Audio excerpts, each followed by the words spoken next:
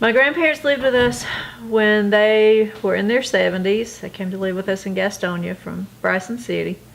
And one day, I was about 8 years old, my grandmother asked me if I was tired of having all these warts on my hands. And I said yes. And she got a dishcloth and a string and used the dishcloth, wiped my hands with it, and took the string and kind of went around and around my fingers where the warts were with it, and cut the dishcloth in half and cut the string in half and buried it under the front steps. And a few weeks later, all my warts disappeared. We get them ghetto bitches, speaking in tongue bitches, fall on the floor, got sage on the door. We get them ghetto bitches, speaking in tongue bitches, fall on the floor, got sage on the door. We get them ghetto bitches, speaking in tongue bitches, fall on the floor, got sage on the door. At the time, I thought that was rather normal for my grandmother. She raised all 9 of her children back in the backwoods of Bryson City, up in the mountains, and had to use what they had available to them. So herbs and remedies and poultices, and I wish I'd have had a chance to learn a lot more from her, but I do know that that one in particular worked. Yes, she was the devout Baptist woman. She had memorized chapters of the Bible and could quote them verbatim to you. She was always wore dresses. She didn't believe in women wearing pants or getting their hair cut or wearing makeup, playing cards. She would just not. She just did not think it should be allowed in the house where she lived. She wasn't very happy about a TV either. But she was very devoutly religious. I don't think she ever saw it as witchcraft. I think she saw it as a means to what she needed to do in order to keep her family happy and healthy.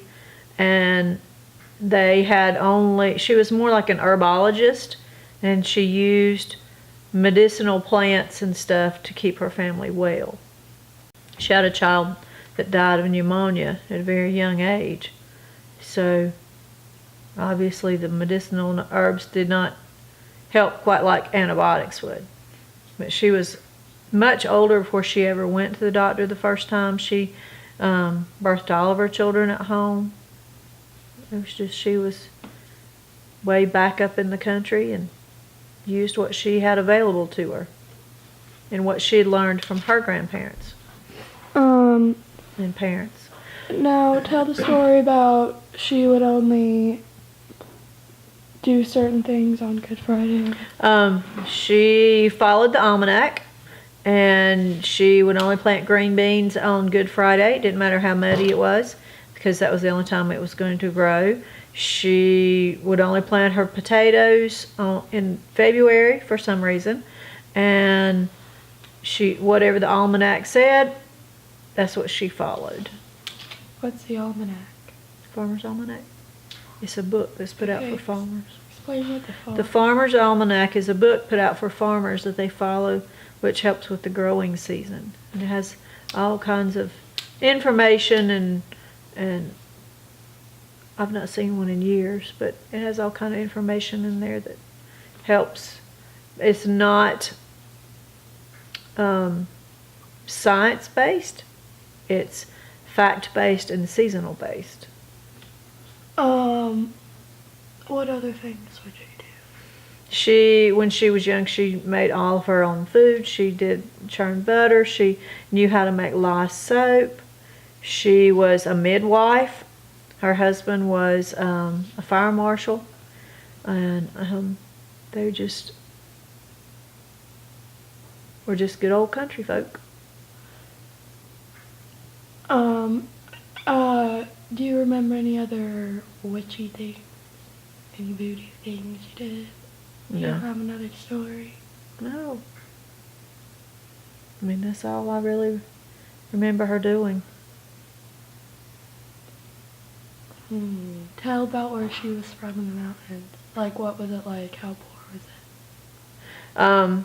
So Outside of be like where she grew up in the Appalachian Mountains. where my grandmother grew up in the Appalachian Mountains outside of Bryson City, there was very few families. They were back up in the mountains.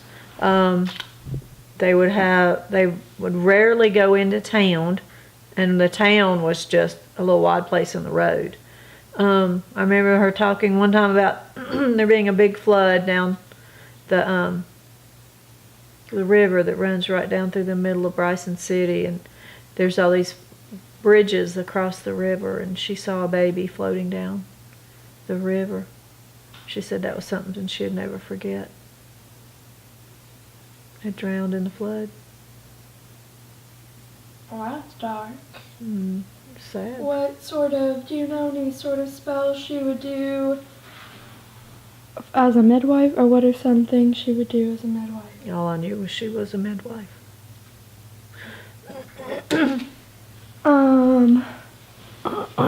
She lived to be 93 years old. Okay, I want you to say how long she lived to be, but incorporate, like, the whole thing about her using natural methods of staying healthy. My grandmother was born in November 1889, and she raised her family outside the city of Bryson City, North Carolina, in the Appalachian Mountains. She raised 8 of her 9 children there. One died at about 2 years old. And she used medicinal plants and herbs in order to keep her family healthy. They raised all their own food, all their own meat. They ate anything and everything they could catch or hunt, and raised vegetables and fruits and canned and dried meat, and churned her own butter, and had a working farm, small farm, and moved down here in the late 60s and passed away when she was 93 years old in 1982. She was a teeny tiny spry little old woman that didn't take any crap off anybody. Oh, yeah. She's about 5'1" and just sharp as a tack, and her body just weakened. But she was just a spitfire, a lot like Christy. She married 2 times. Wait, Casey, you gotta stop shaking those. This camera picks up everything. Just a minute. She married 2 times. She married a Mr. Fuller, and they had a little boy named Tom. And he passed away when he was 21 years old. And a year or so later, she married my grandfather, William Harrison Cochran. And they had 8 more children.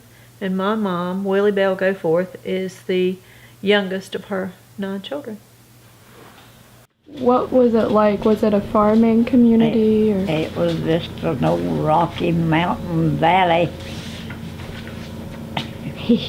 creek. It was a Larka. And it was outside of Bryson City. And it was just one of the little valleys that people lived in. How did they usually make their income there? Did they do mostly mining there, or do you know? Nah, they done cutting pulpwood, cutting logs, and farming a little bit. She was very opinionated, and if she got something set in her head, it was right, whether it was right or wrong. And you had to prove to her that it was either right or wrong before she would believe it. Anything. Can you tell me about how she would eat the squirrels? Oh, she'd have Mike to go out and shoot squirrels, but she'd say, "Now don't shoot it in the head, 'cause I want the brains." And he'd shoot it in the back of the neck. she'd eat the squirrels and then she'd crack her head and eat them little bite of brains. And, well, she would wash the dishes and then she'd rub a dish rag on your hand and tie a string around it tie a knot forever how many warts she had. Huh. And then she'd bury it under the steps. And when it rotted, your warts was gone, Huh. or supposed to be. She had to have her garden ready to plant on Good Friday. And she planted green beans. I don't care if it was mud or dry as a bone or what, but on Good Friday she planted her beans. And the signs had to be in the hands. Huh. What's that mean? To make the beans would grow long and slim if it's planted in the hands. Huh. Signs in the hands. But she'd make you take castor oil when you had a stomach ache, Huh. and she'd make you take turpentine if you had a stomach ache. Drink sassafras tea. Huh. What was that supposed to do? It was just supposed to clean your system out. My grandmother loved to be outside and garden. She loved to grow flowers and put up food, and she always had a beautiful garden. And she always helped us with ours and helped us put up the green beans and the corn and the peas. And she was a very hard worker. She didn't like to sit still. She liked to be busy and doing. And my she'd get my brother to go hunt squirrels so that they could eat squirrel, because that was one of her favorite foods. And she would always fuss at him if he got too much buckshot in the squirrels, because she didn't like having to pick out the buckshot. Okay. Is there anything else? I just wished I'd have written down all those different things she used to talk about.